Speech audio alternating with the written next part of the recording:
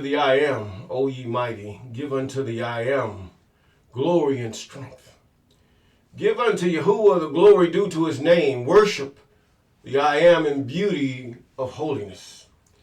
The voice of Yahweh is upon the waters. The God of glory thundereth.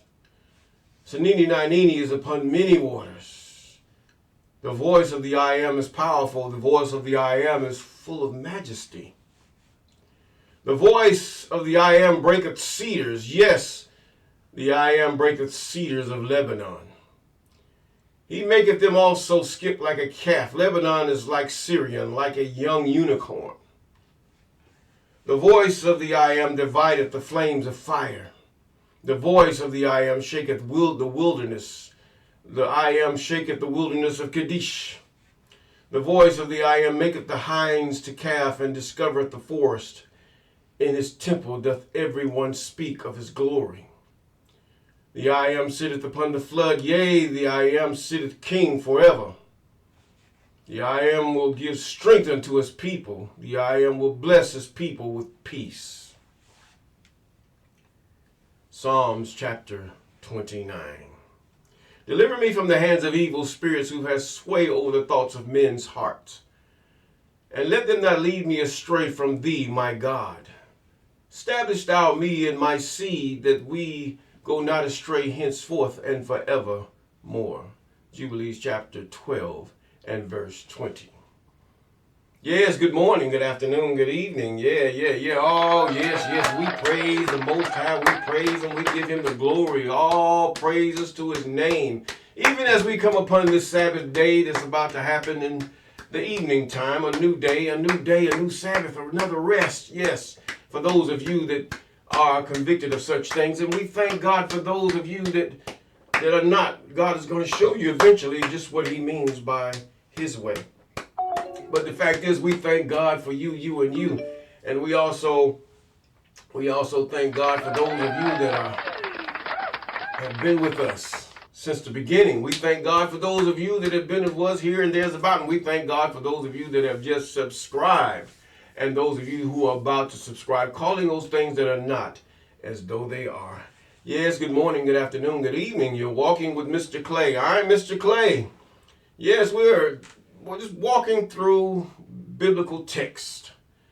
What I mean is from the book of Enoch all the way through the Apocryphas. This is an ongoing Bible walkthrough. Yes, just like you would do in gaming. It's a walkthrough.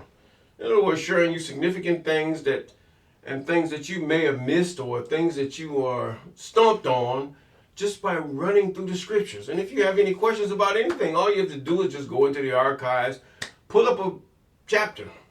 There's chapters in my archives, and it will show you exactly what we're talking about.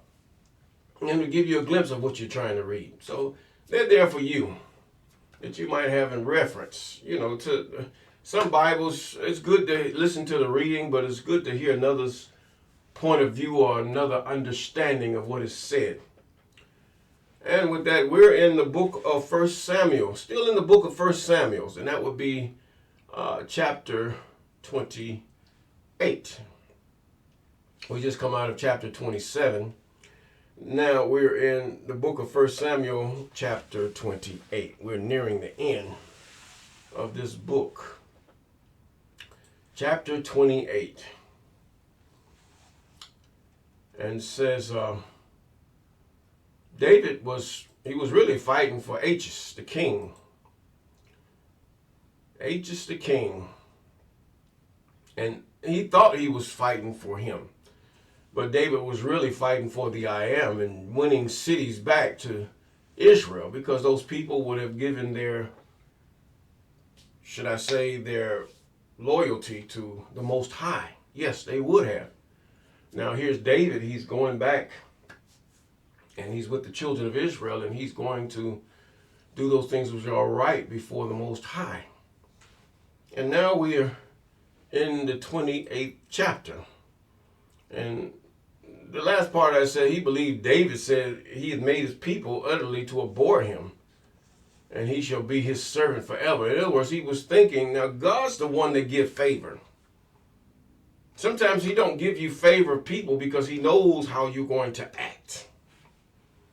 He knows the way that you're going to do things. Yes, God knows these things. He knows not who to give riches and who's not to give riches, but some people you say, why are they getting these riches? It's going to bring them down eventually. They're destined to be an instrument of dishonor. Whether they're con men or whether they're, corporate people that are embezzling and doing all sorts of things, and those who just beat down the poor, and those who, God he does things according to his plan. And then all things are for those, his elect. Yes, even his anointed. There's no such thing as saints. Saints come from Greek stuff. But he come with 10,000 of his anointed. God is coming. Ain't no Jesus coming. I'm sorry. Your Jesus is a figment of your imagination. He's not coming. The book of Enoch states God is coming. But yet even that book have been cast aside to make room for the things that they have in the New Testament. They so-called New Testament. There is nothing new. God never changes. There's nothing new about God. He didn't bring he had many messiahs, many Mashiachs. Moses, Elijah, Samuel was a judge. Yes, and if there was anyone back in that day, he would have been a judge. Even as we have judges today. Ibrahim Terori is a type of judge, in that the people are delivered from the oppressor. Regardless, somebody was praying. And all the other members of the AES delivered from the oppressors. And the oppressors are really led by the fallen ones. Now we're in chapter 1 of 1 Samuel chapter 28. And it came to pass in those days that the Philistines gathered their armies together for warfare to fight with Israel. And Achish said to David, Know thou assuredly that thou shalt go out with me to battle, thou and thy men. In other words, I got him. They don't like him no way, so he's going to fight for me. Okay, all right, we got you, Achish. And David said to Achish, Surely thou shalt know that what thy servant can do. Okay, and Achish said to David, Therefore will I make thee keeper of mine head forever. In other words, you're going to be my ace boom coon, man. That's what they call it. We call it back in the hood. Now, Samuel was dead. He died. He's gone to the place where even this entity that they call Jesus, described as a gulf between them. In other words, there was a space between them. Now, this is more so described in the book of Enoch. The space between the wicked and the righteous, or those chosen by God, the wicked and the righteous, the sinners and the righteous. Yes. And therefore I will make thee a keeper of mine head forever. And so now Samuel was dead, and all Israel had lamented him, and buried him in Ramah, even in his own city. And Saul had put away those that had familiar spirits, and the wizards out of the land. Now Saul wasn't half all that bad, but he wasn't a man after God's own heart, in that he did what he wanted to do. He didn't do what God had bid him to do. Neither did he seek God in many things that he endeavored to do. That is the problem with us all, is we want to do what seemeth right in our own eyes. We have good intentions, but good intentions don't make it. See that you build a temple after the manner that I bid thee. That's what it is. God said that. Now, he put them out. Familiar spirits. They can foretell things. Wizards. Yes, you had wizards, people working witchcraft that can tell demons to do something, and in turn the demons want something from them. So these things happen. He put them out of the land. But why did he put them out of the land instead of delete them? You don't do that. They can just come back at you. God said, burn them. Didn't he say that? But Saul put them away, those that had familiar spirits, out of the land.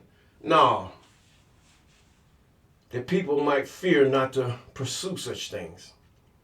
This was God's way. And the Philistines gathered themselves together and came and pitched in Shunem. And Saul gathered all the Israel together, and they pitched in Gilboa. And when Saul saw the host of the Philistines, he was afraid, and his heart greatly trembled. Yes, and when Saul inquired of the I Am answered him not, neither by dreams, nor by Urim, or by prophets. And said Saul to his servants, seek me a woman that hath a familiar spirit. Now he's going to what seemeth to be right, and I can't get God to do nothing. Let me pull up Samuel. Maybe he can do something for me. This is how we act. We get desperate. We don't have nothing, and God says, you don't get no loan right now. Don't go over here and don't trust in this man. Don't trust in his horses or his cars or his riches. I got something for you, but just hang on. I can't wait. He'll allow you to lose your house even if he say wait, because the fact is God does have something better, or he has something that will aid you in what you need. Or he will postpone things that you won't. We are being tested left and right, period. To how we would settle and be that which, because most of God's people are not rich. We struggle every day. We struggle in the midst of a world that's lived lavishly and in all type of reveling and fashion and all these things in their facade of trying to impress each other. We don't try to impress each other like the Pharisees did. He said, to seek honor of each other. Even in the Old Testament, to seek honor of each other, to seek the favor of the king, to seek the favor of Joe Smo, who was nothing, or this supremacist who is nothing, but seek that which cometh from God, pleasing him. Oh, it's not an easy deal when you have to deal and you stand to lose things because of you trying to please God. No, it's not. And then Saul said to his servant, seek me a woman. In verse 8, and Saul disguised himself. Like that gonna do something. And put on the other raiment, and he went on, and 2 men went with him, and they came to the woman by night, and he said, I pray thee, divine unto me by the familiar spirit. In other words, this was a fallen spirit. It could have been a devil, which the book of Enoch describes as the spirits of those who were children of the watchers. And bring me him up. Now only God could allow that. Whom I shall name unto thee. And the woman said unto him, behold, thou knowest what Saul hath done. Now he hath cut off all those that have familiar spirits, the wizards, and out of the land. Therefore, then layest thou a snare for my life, and cause me to die? She was afraid to die, but yet she still practiced these things. See, this is why God told him to delete them. Yes, it's a human being. Yes. But God has a plan. God is the creator. If angels can do the same thing, if those things that we do, and God bring his angels and he says, take them out. Take your brother, that angel who went against me, and just delete him. Excuse me. I had to sneeze a little bit, but either way, the pollen is up these days. But either way, it says now, and Saul sware by the I Am, saying, as the I Am liveth, there shall no punishment happen to thee for this thing. Now who are you? Now you've done another thing that seemeth right unto your eyes. I was talking to a person the other day, and we was discussing, and I was talking about, we walked by the commandments. Oh, you're religious. I said, no, it's not religion. This thing, the laws, commandments, statutes, and ordinance of the I Am has nothing to do with religion. It's like you are a citizen of a country that has a king. The same thing. There are laws, statutes, ordinances, commandments, and statutes, yes. Even judgments of that government that they use to govern the people. Some are controlling, but they're used to govern the people or to have the people govern themselves. But they put, when the people fall out of line, these laws, commandments, statutes, and ordinances are in place that the people might be checked. However, that means of their being checked, that's up to their judgments. Now, the same thing with God. Israel, regardless of what it's thinking, it was thinking the wrong way. Israel was governed by the same, almost the same standards as angels, or what you call angels, but they are the spirits of the Most High. See, don't let the wording get you crazy and put all in a knot. But the fact is, these are ministering spirits. They minister to the heirs of salvation, or should I say, the heirs of, or the anointed of the Most High. His angels continually encamp around them. And also the same thing, they also minister unto the Most High. These are even represented in some of the things in government that we see every day. We pay, when we come, we say enticing and praising words to those that are in authority in order to win their favor or their graces, should they say. And the fact is, it's a government. With all this religion and all this other stuff, the Most High has established a government on earth among men, with men. But the fact is, they didn't get the memo, neither did they get what was going on. They failed to understand and know God and what He was doing. They did not understand it. See, this is why we cannot keep most of His laws, ordinances, because we are not in the country that we're supposed to be for Him to do such things. And when we didn't do it, when we had the country, we didn't do it. And then what happened? He kicked us out because of our unbelief. Our wanting to be like everybody else. Not being governed. We wanted to be governed by a man. And this is what's happening. And this is why you're not in your country today. But God is going to change that eventually. In verse 14, and he said unto her, what form is he of? And he said, an old man cometh up. He is covered with a mantle. That's a blanket that you put over your head. Look like a little coat, like the death thing or whatever. This is something they put in your head too. It's not death. Death means separation. And it was Samuel, and he stooped with his face to the ground and bowed himself like a hoodie. And Samuel said to Saul, why hast thou disquieted me to bring me up? And this is what God had allowed to happen. And Saul answered, I am sore distressed, for the Philistines make war against me, and God has departed from me. So you're going to pass the creator of all things, the most powerful, the almighty, for a man. There's something about how y'all do with Jesus, or this Isis and your Muhammads and all these other different entities you've made gods, or these idols that you've made God and rocks that you kiss, huh? Thinking that you can bring something up. This was idolatry.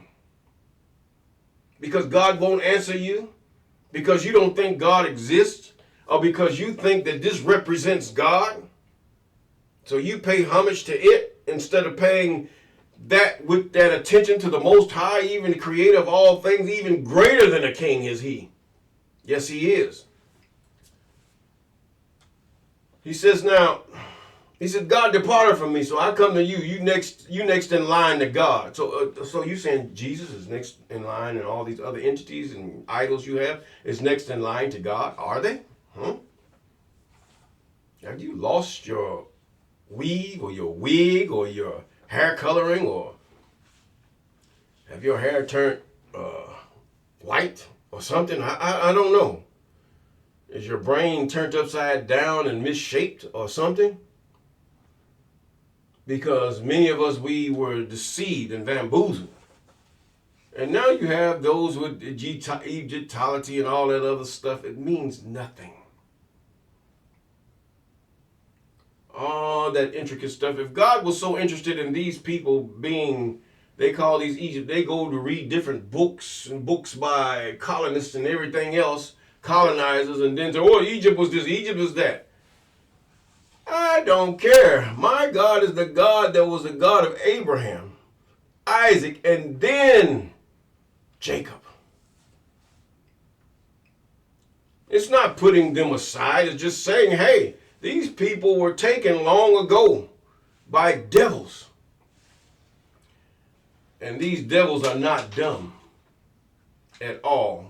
And the only way you can defeat them, and which one thing even in your New Testament, Christian, the only way you can defeat them is the laws, commandments, statutes, and ordinances of the Most High. This is the only way you can defeat any evil in your life, in your home. This is the only way. First, in your obligation to the Most High. Second, in your obligation toward your brother. This is all God asks. But people look at it, oh, there's so many laws, there's so many this. It's because your way is evil. These seem like there's so much because your way is evil. Not that God's way is evil. Your way is evil. You're doing what seemeth right unto you. Oh, there's just too many laws. I can't. Oh, no. There's just too much. I want to dance naked before the church and do my little bowing in my long flowing dress that when I spin you can see the bottom of my leotards and look at my buttocks and men wearing the tight ballet clothes, and you sit there and you watch. God's not in that.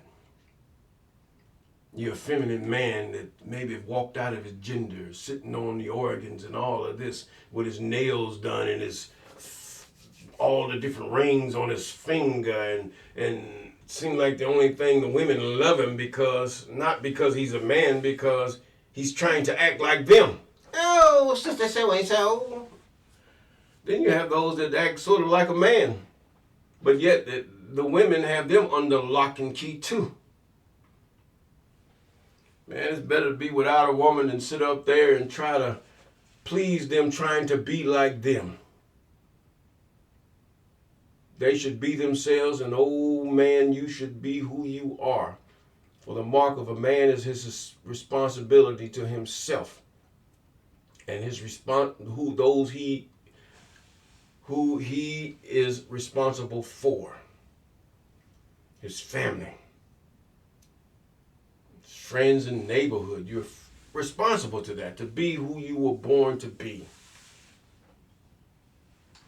There's no toxic male entity or nothing like that. But let us continue going. I digress on that. But either way. Then said Samuel, wherefore dost thou ask me, seeing the I am is departed from thee, and is become thine enemy? Now see, this is what happened when Israel had really rejected God and chosen a king.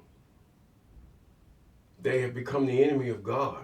Now God have had mercy in many ways, as we shall see through the book of Kings and Chronicles. God have had mercy. But whether or not these kings were very wicked. Now, because they were not the true king, there is no other king but that which is the Almighty. Whatever name you've given him out of your language, or however you pronounce him or describe him in your language, he is the Almighty, the Creator, as far as English is concerned, in the language I'm speaking now. Says, for the I am hath, he said, and he says, now you're an enemy in verse 17. He says, and the I am have done to him as he spake by me, for the I am hath rent the kingdom out of thine hand. In other words, Israel have rent themselves from the I am. They rejected him. God said, I'm going to give you a king, all right? From David all the way to the last king of Israel, all of them had their wickedness that they have done. Yes, although David tried with all his heart, there was the only one that could be named a man after God's own heart. But the rest of them, Solomon was just as wicked as the last King Jeroboam. This was his son. And that he had all kind of women and he worshiped the gods that they had and did more or less like Saul, even in his wisdom.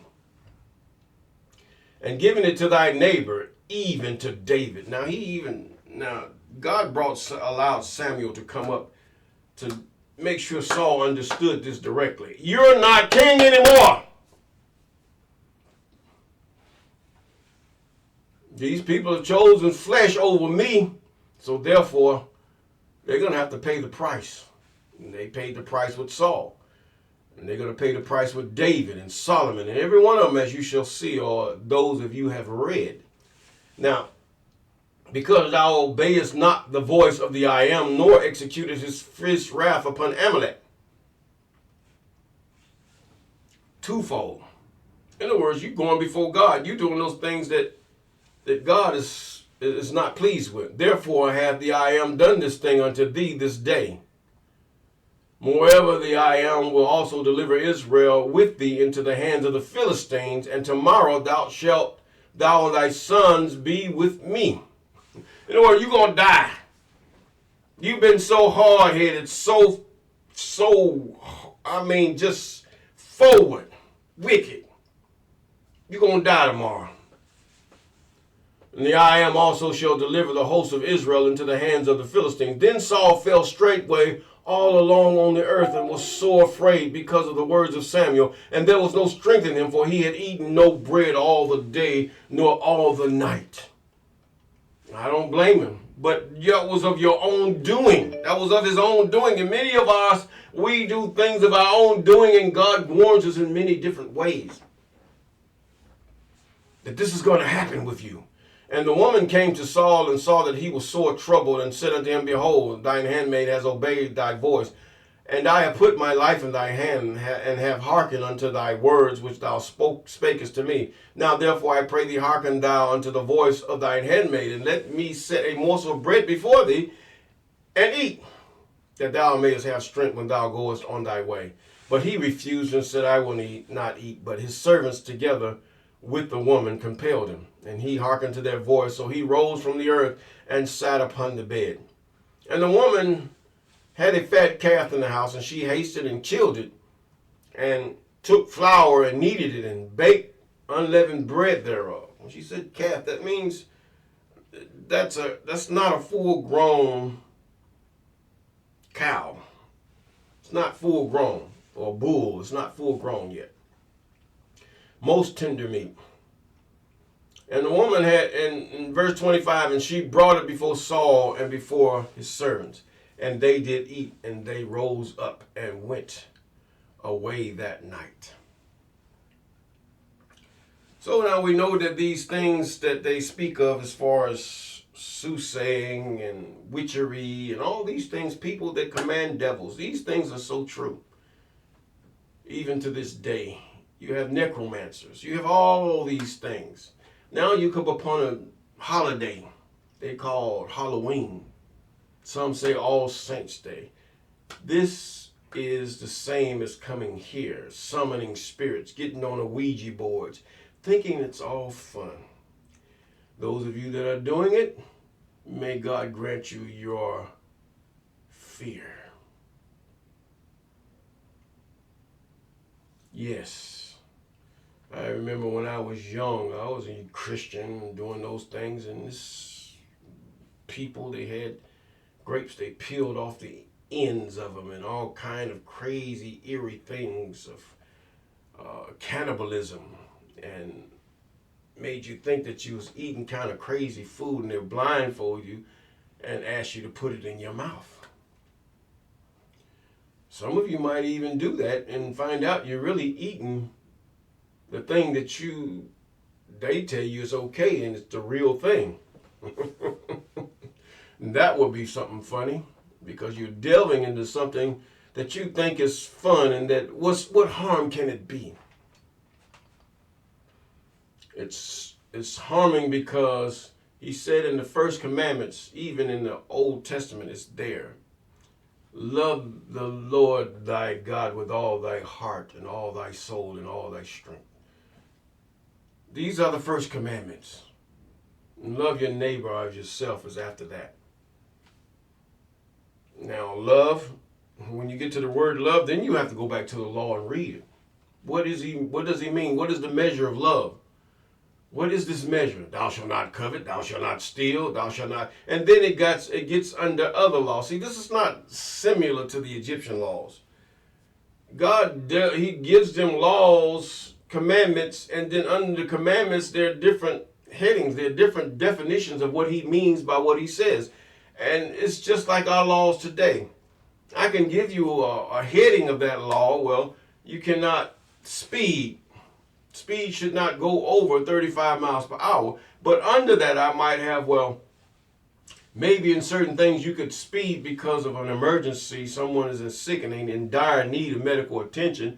And then maybe I might say, well, in no circumstance will you go over this amount, over this speed limit is allowed. But generally, the speed limit is what? 35 miles an hour, right? But either way, we have to make sure this is the government of God. When you read these commandments, when you read these laws, take them and make a heading over them. And then you take every law that will pertain, like adultery. Adultery can deal with effeminacy, walking out of your gender. It can bestiality, laying with another man's wife, a wife laying with another woman's husband. All these things are entwined with each other. And it's all under the heading of adultery. See, this is where your theologians and these wise men that gets on YouTube and all other media channels and think they're saying something, but they're saying they don't know what they're talking about. Trying to match Egypt, the negative disciplines with the fact is, they're saying, well, what they're saying is that they're reading it verbatim, but they're not really understanding what God is saying. Understand and know me. This is what God is saying. Understand and know what I'm saying. That's good that the Egyptians had laws like that. But apparently in the narrative, they didn't please God. Look at them. Same as Israel. Deleted, wiped out. The country is given unto another people. And they have taken their own identity, just as Israel. They've taken out their own identity. But Egypt shall never rise. Egypt is never going to rise. It's only rising because of the wickedness of the devils that are appointed over the Egyptian mindset. That's it. Each country, each civilization or peoples have a spirit that is assigned to them to draw them away from the Most High. But yet he tries to draw you toward himself. First Jacob. Then maybe if you're a Gentile and he sees that you are really trying to do those things that are right, he will draw you, or he has drawn you toward Jacob and what he has prescribed for Jacob. And with that, we're going to say, if you do those things, peace.